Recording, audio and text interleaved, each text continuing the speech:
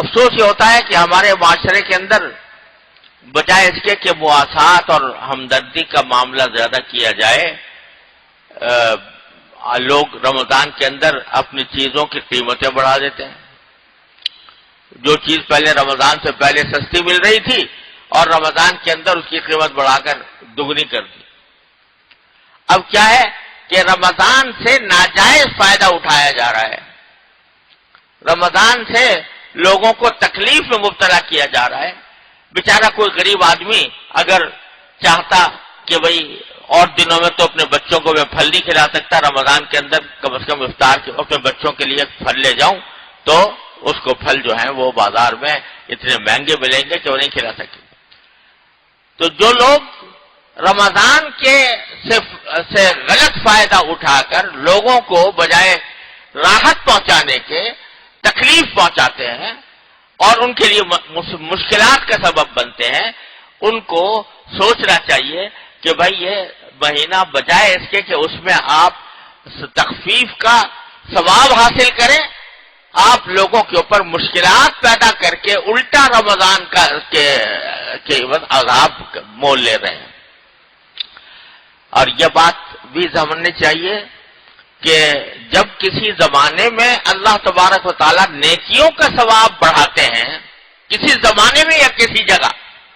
نیکیوں کا ثواب بڑھاتے ہیں، تو وہاں برائیوں اور گناہوں کا گناہ بھی بڑھ جاتا ہے۔ اب جیسے حرم پاک میں، مکہ مکرمہ کے حرم میں جو کوئی شخص کوئی بھی عبادت کرے تو 1,00,000 گنا ثواب ہوتا ہے، نماز پڑھے تو 1,00,000 نمازوں کے برابر ثواب ہے، اتنا بڑا۔ لیکن اللہ بچائے اگر گناہ کرے تو گناہ بھی وہاں پر گناہ کرنا، اس کے گناہ کے اندر بھی وہ بدر جہاں زیادہ بڑا عذاب ہے۔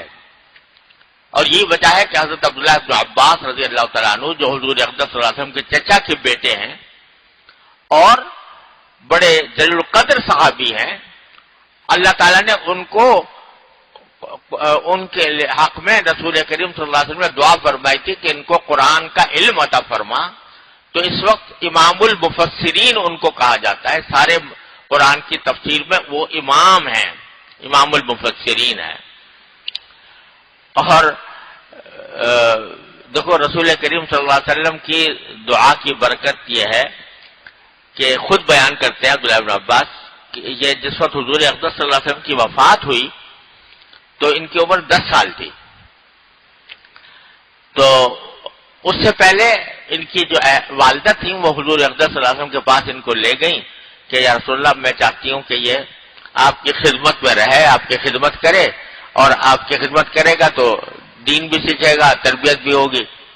حضور نے قبول فرما لیا اور وہ حضرت حضور رسول کریم صلی اللہ علیہ وسلم کی خدمت کرتے تھے۔ تو اسی موقع پر نبی کریم صلی اللہ علیہ وسلم نے ان کو دعا دی کہ اللہ تعالیٰ تمہارے مال میں اور اولاد میں برکت عطا فرمائے۔ 3 دعائیں دی تھی، ایک ہے کہ اللہ اس کو دین کی صحیح سمجھ عطا فرما، قرآن کا علم عطا فرما، اور 2 دعائیں یہ دی تھی کہ میں ان کے مال میں اور اولاد میں اللہ تعالیٰ برکت عطا فرما دے۔ تو وہ جو دعا تھی قرآن کی اس کے تو یہ قبول ہوئی کہ وہ کہاں سے کہاں پہنچ گئے، امام المفسرین بن گئے۔ اور یہ جو مال اور اولاد میں برکت کی دعا دی تھی تو ایک مرتبہ خود فرمانے لگے کہ اس دعا کی برکت سے آج جتنے بھی انصاری لوگ ہیں ان میں سب سے زیادہ مالدار میں ہوں، سب سے زیادہ مال میرے پاس ہے۔ اور حضور اقدس صلی اللہ علیہ وسلم نے مجھے اولاد میں برکت کی بھی دعا دی تھی۔ تو میری بیٹی امینا نے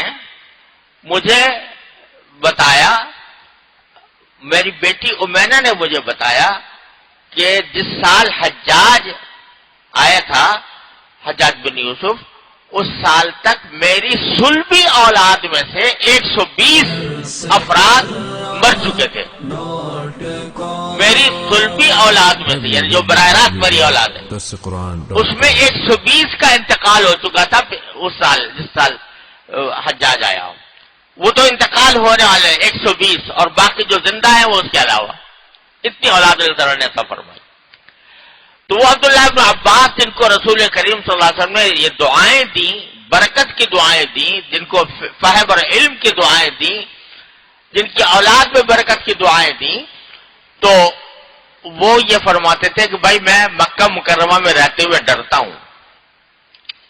اس لیے مکہ مکرمہ سے باہر نکل کر طائف میں جا کر مقیم ہو گئے تھے، اور وجہ یہ بیان کرتے تھے کہ مکہ مکرمہ میں جب اللہ تبارک و تعالیٰ نیکیوں کا ثواب 1,00,000 زیادہ بڑھاتے ہیں تو گناہوں کا ثواب عذاب بھی بہت زیادہ ہے، تو کہیں مجھ سے کوئی گناہ ہو گیا تو اس کا عذاب بھی مجھے زیادہ ملے گا۔ تو پتہ چلا کہ جن جگہوں پر نیکیوں کا ثواب زیادہ ہے، جن جگہوں پر یا جس زمانے میں، تو وہاں گناہوں کا عذاب بھی اللہ بچائے زیادہ ہے۔ تو اب رمضان کے مہینے میں بجائے لوگوں کے ساتھ تخفیف کا معاملہ کرنے کے، ان کے ساتھ شدت کا معاملہ کیا جائے، تکلیف پہنچائی جائے، تو اس کا عذاب بھی زیادہ ہے۔ اللہ تعالیٰ ہر مسلمان کو اس سے حفاظت فرمائے۔